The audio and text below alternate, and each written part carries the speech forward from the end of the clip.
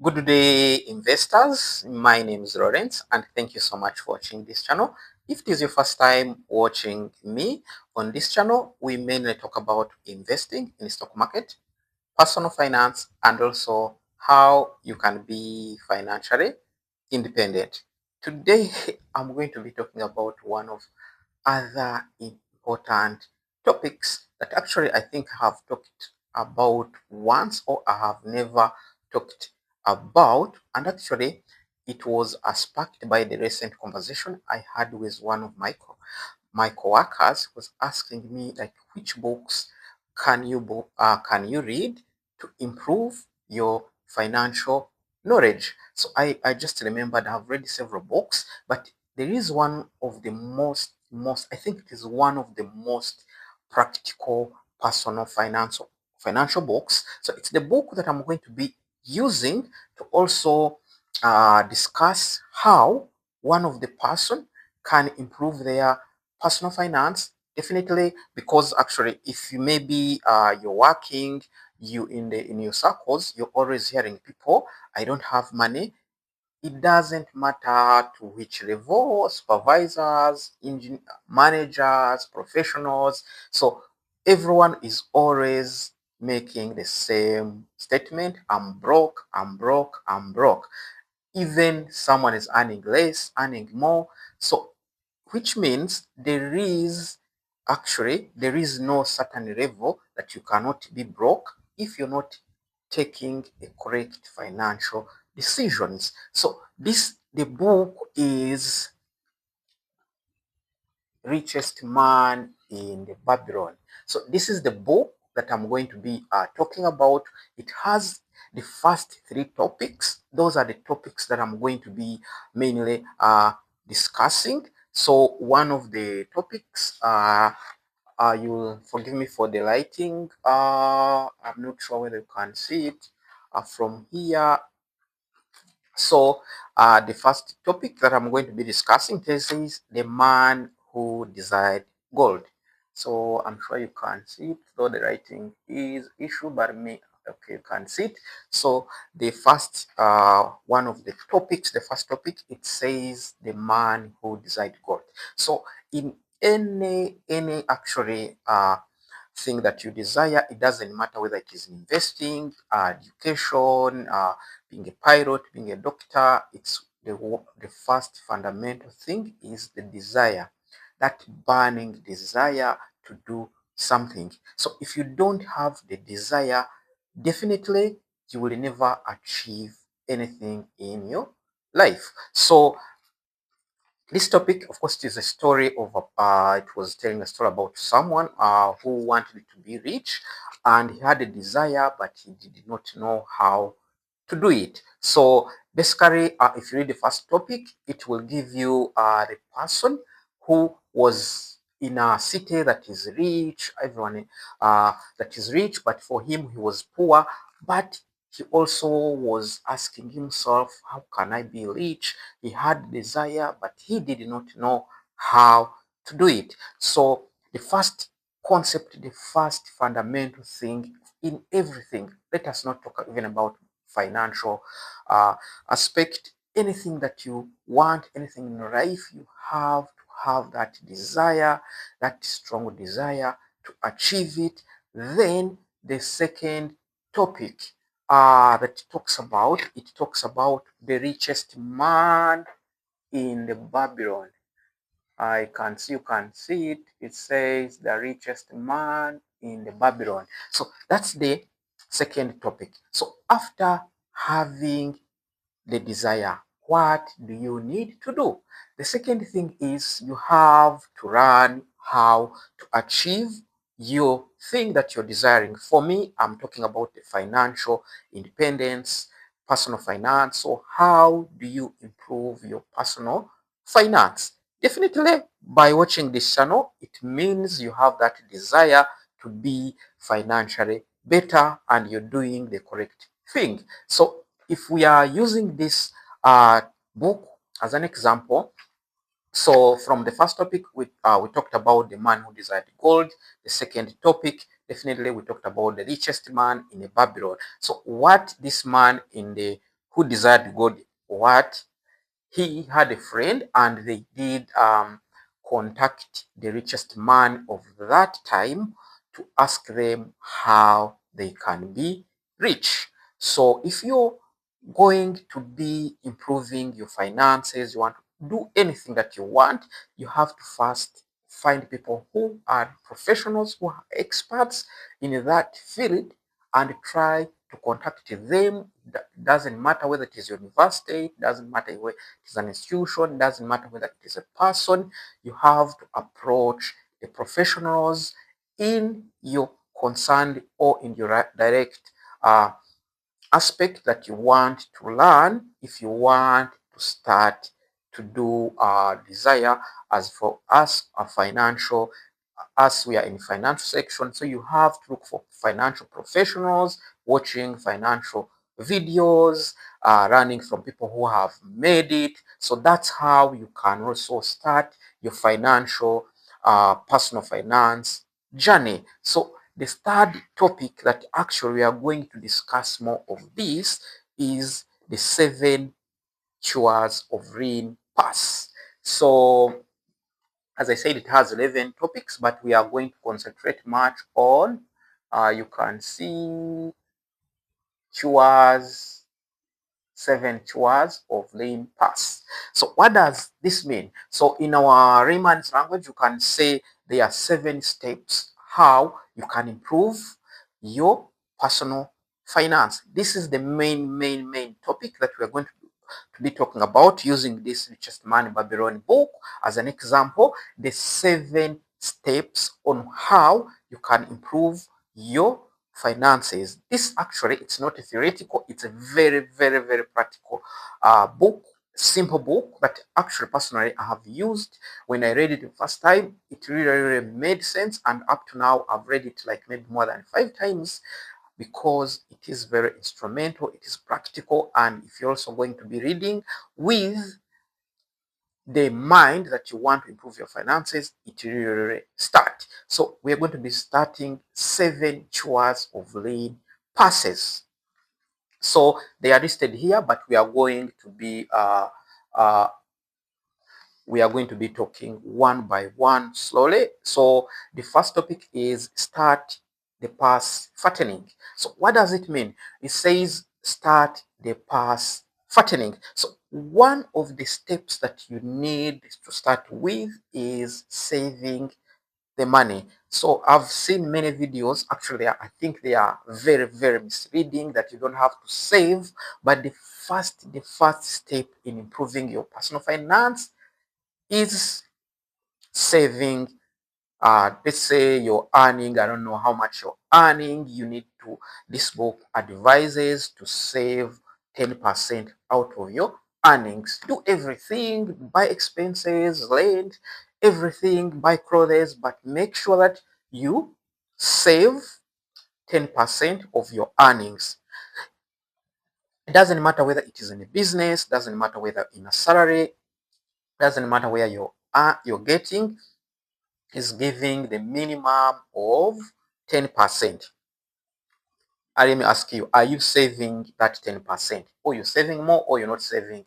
Actually, it may be looked as a small thing, but for me, I've practiced, because for me, of course, I save more than that because I know the importance of saving. So if you're not saving, start saving today. At least start with a small 10% is not biggest. Of course, people will be saying you're not earning enough, to save. But as I started with one example, that people at different level, they are all singing the same song. We are broke, from the cleaner to the executive. They are all singing. So which means it doesn't matter how much you're earning, you can be broke if you want to be broke, but it doesn't matter you're earning, you can save if you want to save. You need to do one thing, which is the next step that says control thy expenditures. That's what it says. Sorry for the lighting issue. So control your expenditures. So from saving, so how do you This is saying start fattening the past. Basically, you have to increase your savings. The second topic is controlling your expenditures. So how do you control the expenditures? So first of all, you need to list all the things that you spend on the money, because some of the things actually you find that they are useless. Uh, there are a lot of things. Of course, they might be important. Let me just remind you that actually everything is a sacrifice. Going to school is a sacrifice. Marrying is a sacrifice. Not marrying is a sacrifice. So employment is a sacrifice. So everything that you do in life, you have to do a sacrifice. If you don't want to sacrifice, definitely some of them you can call it delayed gratification. So you need you need to be prudent, especially if you're going to start saving and also doing the controlling your expenditures. You list all your expenditures and start ticking. Is this very important? Is this important? Is this not important? Can I live with this? Can I live without this? Then after listing all the expenditures, and you just compare with your money, and also at the end of the day, I can tell you, you are going to find out actually some of the things you're spending the money on, they are not very, very important. So now after controlling expenditures, you actually find even more money to spend or to save. So that's extremely very, very important. Let's say so you have started saving, you are controlling your expenditures. What is the third step? It's saying make your gold multiply. Make your gold multiply. So how do you make your gold to multiply? So that's the language they use in finance, but here we are saying make your money multiply. So I've talked about several topics about how you can invest, about how you can improve your finance, but how do you, if this is your first time, how do you make your money to multiply? Of course, you're saving, you're controlling your expenditures. That is itself is not important, because if you're not multiplying it, definitely it's going to grow slower. So you can invest in different options. For me, the first thing, if you're not familiar with investing, one of the things is you can even put it in the bank and put it on a fixed deposit. Some of the banks actually give high interest. Definitely, the more years you fix it, the more interest rate you get. That's the one thing. The second thing that is very safe is money market fund, or they are collective investment schemes where you put your money. Money market fund, if you're in Uganda, if you're in Kenya actually has gone far in terms of money market fund compared to Uganda. Uganda has around 7. For Kenya, it has more than 40 money market funds. So you put your money, it grows, actually it also grows more than 10%, which means if you have your 10 and 10% keeps growing, you bring that concept of compounding. So you make your money, and your money you're saving, it is growing slowly. The third thing where you can put your money is definitely in treasury bonds. I've talked about treasury bonds currently in Uganda. It's the hottest topic because it is giving an average of 15% net if you're going for long term, 10 years, 15 years and above. So those are the three things that if you're not familiar with investing, you will be sure that you will earn your money without losing it, because here the most important thing in financing is protecting your capital. So of course, if you advance, then you can go into other investment that give you money. For example, investing in stock market. Stock market is really, really rewarding. If you're following a Kenyan stock market, definitely most of you guys follow me on your stock market.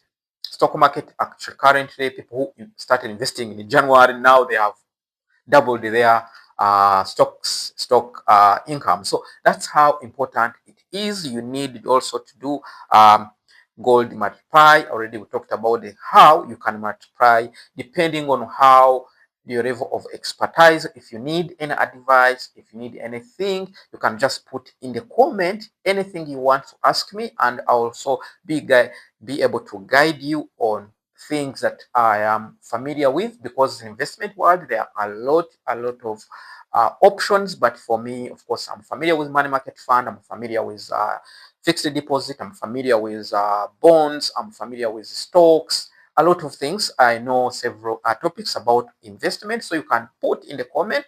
I will immediately be able to answer you. So let's go to number 4. It says guard your treasures. So guard your treasures from the loss. So what does it mean? We talked about it. Actually, you have saved, you have controlled your expenditures, you're multiplying your income. The most important thing is guarding your investment, because if you're saving, you are doing the controlling expenditure, you're budgeting, you're investing, but at the end of the day, if you don't do prudent investment, at the end of the day, you're going to lose. Recently, if you in Uganda, there is something that is trending now, that someone was duping people to take them to Canada. I think Don Chris, if you're in Ugandan, I know you know, but even in recently in Kenya, so there are a lot of scams promising the highest level of return. So what I can tell you is, if you're not familiar with any investment scheme, I advise you to always seek financial advice to people who are experts, to people who are knowledgeable, to your friend. They will give you a very, very important uh, advice regarding investment, because this one will say guard your investment. How do you guard your investment? We talked about it already. You need to seek advice from the professionals. You need to know what you're going to put in. If you're not familiar with any investment, first put your money in the bank, put money in money market fund, put money in the bonds. Then if you're familiar with sophisticated investment schemes, because actually people use those sophisticated investment schemes to scam people. So don't be scammed. Invest where you know and where your capital is safe. So let's go to number 5. Number 5 is saying make a dwelling a profitable investment. Dwelling, definitely from the Raymond's language, is a living. So let's carry this one. If you read more about this book of Richest Man in Babylon, it's saying make a home, construct a home. So it means because you're earning, you're controlling your expenditures, you have saved the money, it's growing. Definitely, it's time to. So what does it mean? He has not listed a home as first thing, because I've seen actually it's the cultural thing in our African culture that actually many people construct first before doing any other thing. It's a good thing, but if it is the first thing that you're doing, most of the time you have seen actually, maybe if you go to most of the areas, you find like someone has tried to construct a house and it has stayed there for over 10 years, 6 years. That is a money that is not working, that is being lost. If you had put it in an investment option in the near future, it could have grown, and also you can use that money to construct. I'm not against construction, but know when to construct. Immediately constructing, definitely. For me, I'm not yet constructed, but I'm planning to construct, because now I have multiple source of income. Of course, I'm going to be using that income that I'm getting somewhere else, plus also my other earnings, to construct, because I did not first construct. Why? Because I learned that lesson first.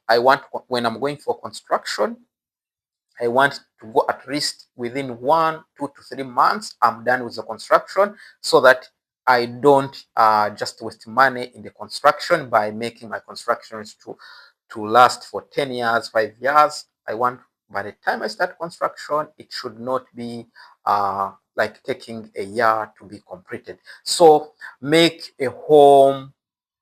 construct a home, but don't construct it fast, especially if you're going to start earning.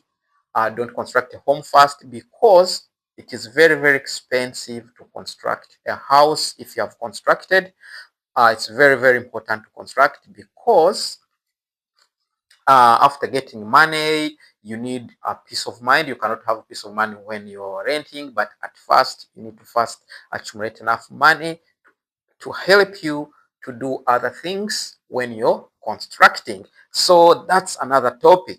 So number 6, we are talking about ensure future income. So future income. So what does this mean? Basically, it's saying save or invest for the future. Of course, everyone here, every day we are growing older. The more you grow older, you're reaching the retirement. So most of the companies, actually some companies, they don't like people who are older. So if you're growing older and you're not investing, you're not saving, you know what I mean, you're heading into a terrible situation.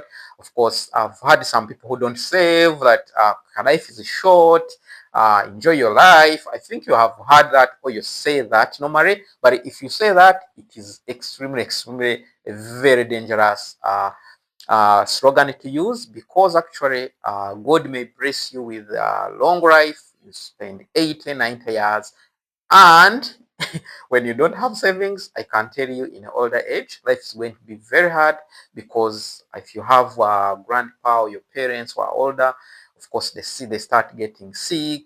These elderly sick, the diabetes, the pressures, the heart diseases, which are very expensive to maintain if you don't have money. So make sure you are investing, and you're investing for the future, because God may bless you with a longer life.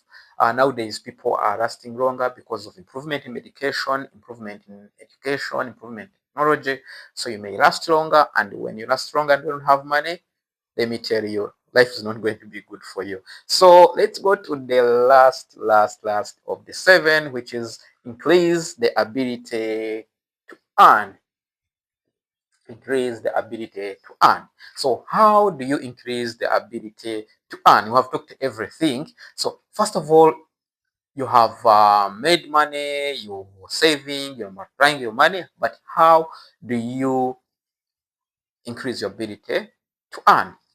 Of course, let's say you're saving 10%, definitely you can say, okay, I'm going to actually increase my savings, for example, by 30%, or you're increasing by 20% if you're saving 10%. So that one, if you increase to 20%, means you will be having enough disposable income which you can invest. When you invest more, the more profits you get. The more profits you get, of course, the more compounding effect takes place. So another thing is, if you have a skill nowadays, you can go to the internet, you search the most high paying skills, videography, nowadays actually YouTubing. You can do several other jobs to improve your earnings. Of course, if you're doing the same job, and if you're in the country, in an area where they allow part-timing, always you can have the multiple jobs. So that one, you're increasing the ability to earn. So basically, these are the 7 steps. I can assure you, if you follow all the steps, tomorrow you're going to give me a testimony that things work. Please, if you haven't read it, go ahead and read it. It's one of, actually, I've never seen a practical book as this, The Richest Man in the Babylon. If you haven't reached, actually, some of them, they're in online. You can read the online version. If you don't have it, you can just hit me, or put a comment, and I'll look for it. I'll send it to you. But for me, I like the practical, because first I read it online, but after that I did purchase it, so that, for example, if you have children, if you have friends who are not on internet, they may be able to read. But this one, for example, I always give it to my friends to read through, so that they can also get the grasp of the personal finance. So if you have anything you want to ask me, you can just go in the comment section. You send any message. If you have any constructive message, we can put it on also. And if you have been with us up to here, please don't forget to subscribe, because we are going to be sharing more of this kind of videos. If you also have any other book that you want me to discuss based on investment, just put it in the comment. I will read it through, or I've read it. I will also share it with you. Once again, Have a wonderful day. Goodbye.